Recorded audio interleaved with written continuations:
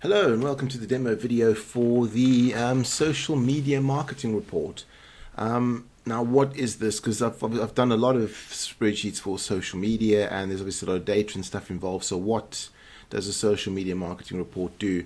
It is a very simple spreadsheet and it is for social media managers. So if you are managing numerous social media accounts for various companies, then this is ideal for you. And what it does is it takes what you want to report back and produces some interesting graphs so that you can see over the last 12, 13 weeks how you've actually progressed and what type of figures you've earned for that for your clients. So for example, if you sit down with your client and say, well, what is the priority? The priority is to grow the Facebook page to get more likes, or whether the priority is to get reach on LinkedIn, or whether it's to get retweets on Twitter, whatever the case might be.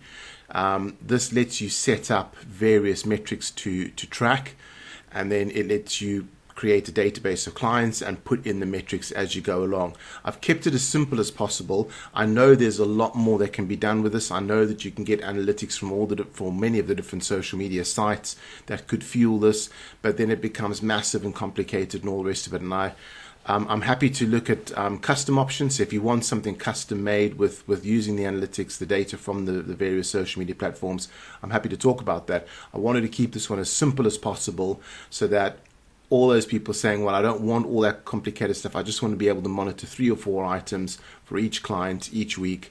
This will do the job. So let me show you how it works. First and foremost, you just need to complete this setup. Staff, you can put your staff names up to 10 staff. So if you've got 3 or 4 or 5 or however many, up to 10 people working on these client accounts, you can put their names into there.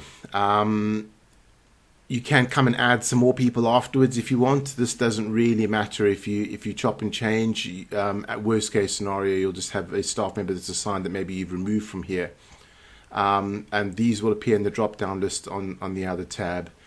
Before we get to this down there, which is the most important, let's just have a look at the warnings. The target warnings really are just on the graphs at the end. What's going to happen is any targets that you hit are going to show up as green, and any targets that you missed are going to show up as red.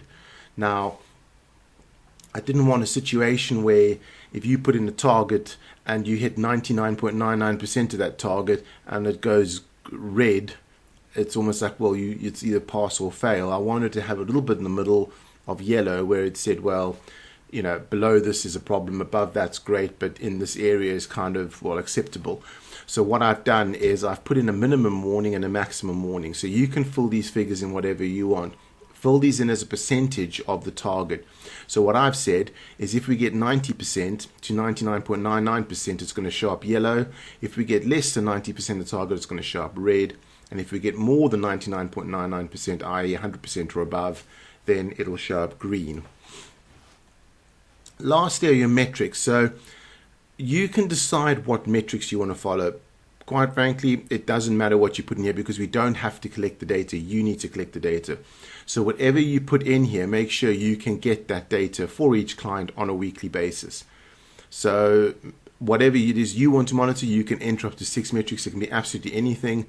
In fact, in theory, this doesn't even need to be on social media necessarily. It can be any kind of metrics you want to follow. As long as you can get the value each week for each client, type in up to 6. Now, this is important that once you put it in, you leave it in. The reason why I say you leave it in is when we get onto the next tab, you'll see those fill in at the top here, and these will fill in, and then you're going to come and fill data in afterwards. Now, if you come back and change this, so if you take out Facebook reach or put something else there, or if you resort it, these headers here will resort and change accordingly, but the data will still stay as you put it in. So once you started entering data, it becomes very difficult to change these. If you do come and change these, please go through here and make sure that you correct all of these figures. So my advice is once you've got these, I would kind of stick with those metrics. If you do need to change it, possibly even do a new spreadsheet with the new metrics, and then copy and paste the data from this sheet, paste values across the new sheet, the relevant data from here. So yeah, I wouldn't go around changing these. The last column you've got is this growing column. What this means is, if you think about it, Facebook reach, for example, Twitter likes, Twitter reweeks, each week you start a new week, that's going to be set at 0. So each week you're going to go in and go, well, this week we got so many. Next week, last week we got so many. The previous week we got so many. Whereas Facebook page likes doesn't reset. Facebook page likes, if you've had 10 likes last week and you've got 2 new ones, now you've got 12. So you don't have 12 new ones, you've got 2 new ones. So essentially what this means is that every week you're starting from the total of the previous week.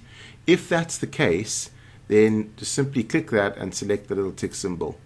So I've selected it here because Facebook page likes, it does grow and grow and grow each week, whereas Facebook reach likes, and so on, these ones all reset at the end of each week. So each week is its own value. Once you set that up, you're now good to go. You're absolutely good to go. The only other thing you need to fill in is this clients and data page, and these are the values that you fill in each week. Now, this is slightly more confusing than normal because we've got on a rolling 13-week basis, and I explain how that works. So what you do is you enter client name. You can then select which staff member is responsible for that client.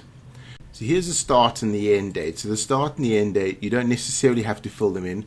These are the dates. This is the date range of what you've got at the top. I'll show you how you achieve that, but this is the current date range. So anyone who started before the 7th of December, I don't need to put the date in.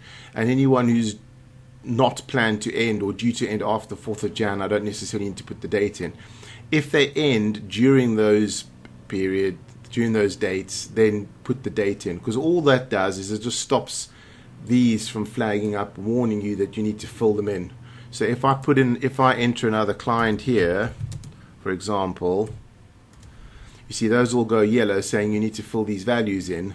But if that client only started here on the 14th of December, so if you put the date in there, 14th of December, then what it'll do is it'll only start the yellow from here. It'll start the yellow from there. It won't put that yellow in there because that's what you now need to fill in. So this is just really a start date and end date showing when you start, so that it takes away any yellow warnings that don't need to be there. So if there's no yellow up there, you don't have to worry about it. If there is, you can get rid of it by putting in the start and the end date.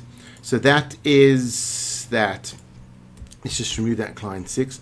All right, so now what you need to do is set your targets. So Facebook likes, Facebook page likes, sorry. Now remember, these targets, this isn't how many likes you should have. This is how many likes you should get every week. So remember, we put in the intro and set up, we put that little tick there. What this means is how many new likes should we have if you've put a tick. If you haven't put a tick on the first page, then it's just simply what the value is. If you have, then how many new ones should we have. So then what happens is, as you can see here on the first week, because you've now put the first lot of numbers in, because we don't have previous numbers to compare against, there's no green, yellow, or red on that. But everything else there on out will have green, yellow, red. So all you do each week is simply come and fill in those numbers. So let's say that when you first got the spreadsheet, these will all be blank. What you can do is come and put in the Monday's date at the top here. You can override it. It's a drop-down list, but override it. Type in the Monday that you wish to start, and it'll put that Sunday's date in. And then that week, so on, for example, Monday the 14th, you'll have that data from the previous week. You'd come in here, you'd select Monday the 7th, or input Monday the 7th of December. You type in those values for all your clients.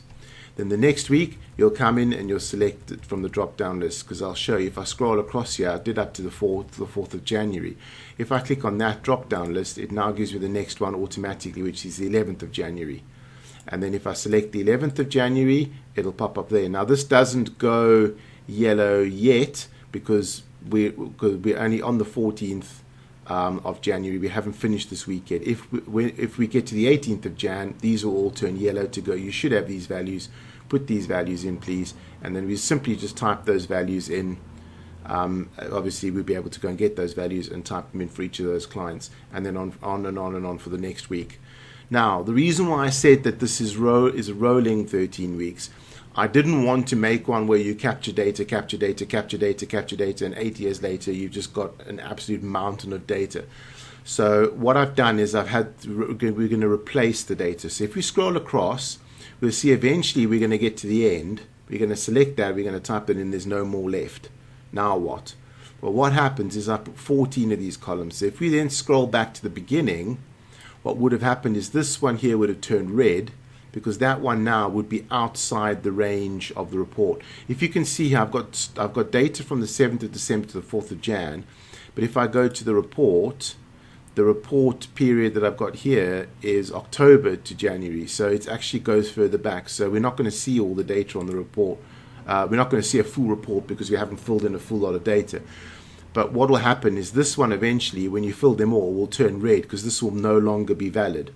So then what you do is you come here, you select that data from the one that's turned red, right click, clear contents, clear it, then right click that, clear contents. So you clear this date, and then if you select the drop down list, it'll give you the next date along. Select that date and then start filling in that data again. And once you do that, then this one will go red, and then you can clear this one, and you move on so forth. You go forward like that. So you're basically just replacing the data. So at any given stage, you'll have 14 weeks worth of data on here, and your report will go back 13 weeks, which should always cover a quarterly period. So that's the idea.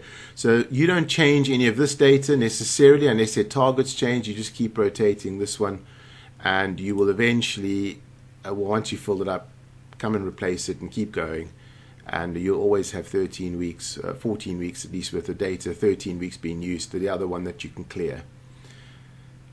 Lastly, well, that's it. That's all you need to fill in. You do the setup once at the beginning. You do this on a weekly basis. You're entering these numbers. And then last but not least are the two reports.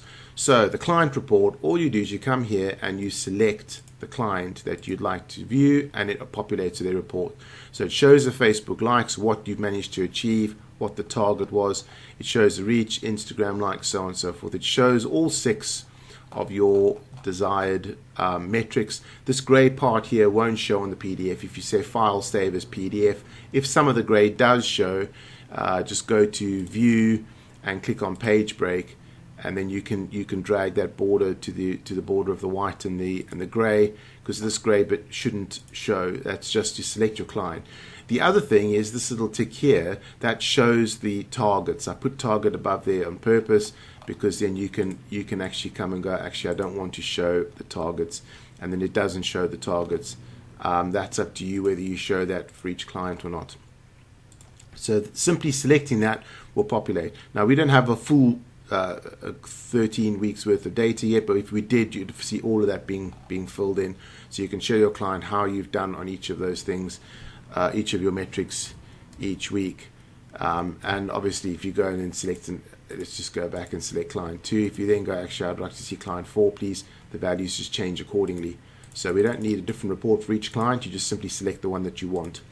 The other one is the staff report. Now you may or may not need this, but if you do want to monitor how your staff are getting on, if you come here and select, for example, staff 2, you can see what they've got in the green, what they've got in the yellow, what they've got in the red, and where they've come each of those weeks.